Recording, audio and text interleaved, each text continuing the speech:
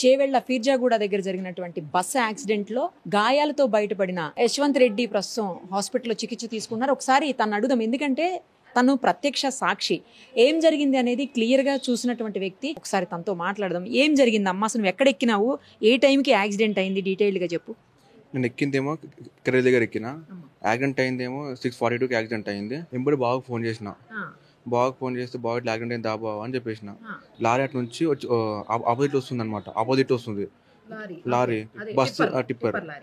Bus కొంచెం speed ఎక్కువ ఉంది, బస్సు కొంచెం స్పీడ్ ఉన్నసరికి గుద్దేసిండ్రు. నేను ముంగటనే ఉన్నా, ముంగట ఉన్నసరికి ఏం అర్థం కాలేదు. రాళ్ళు మొత్తం నా పైన పడతా ఉన్నాయి. మొత్తం పడతా ఉంటే నేను ఇక బయటికి దిగి వెళ్ళిపోతూనే ఉన్నా. వెళ్ళిపోతుంటే నాకు ఇక్కడ నెత్తికి దెబ్బ తాకింది. ఏం తాకింది తెలియదు, ఇక తెలియదు, ఏదో కదా తాకింది, రాడ్ తాకిందో ఏదో తెలియదు. ఇంకా అక్కడ ఏమన్నా 2 వీలర్ వస్తే దాన్ని అడ్డు తప్పించబోయి గుద్దాడు అంటున్నారు టిప్పర్ అతను, అది నిజమా? 2 వీలర్ ఇక్కడ ఏం లేదు, ఏం లేదు. ఓవర్ స్పీడ్ ఉన్నాయి, రెండు స్పీడ్ ఉంది. ఎంతమంది ఉన్నారమ్మా బస్సులో? 70 మెంబర్స్ దాకా ఉండొచ్చు. అవును, నేనే నిల్చుని ఉన్నా. గేర్ పక్కన, ఎగ్జాక్ట్లీ డోర్ పక్కనే నిలబడ్డా.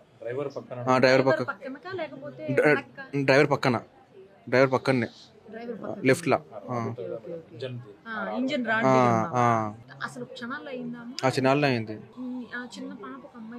అవును, నా వెనకాలనే కూర్చుంది ఆమె, చిన్న పాప. పింక్ డ్రెస్, పింక్ కలర్ది అదే ఉంది. BTech second year.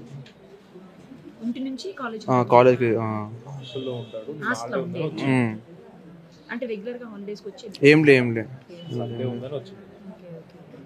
Bus driver అంతా స్పాట్లోనే, రోడ్లోనే ఏం లేదు, రోడ్లోనే అయింది. ఏం తీసుకుపోలే, పడిపోయింది. నా మీద పడింది. అంతా పడుతూనే ఉన్నాయి కంటిన్యూస్లీ.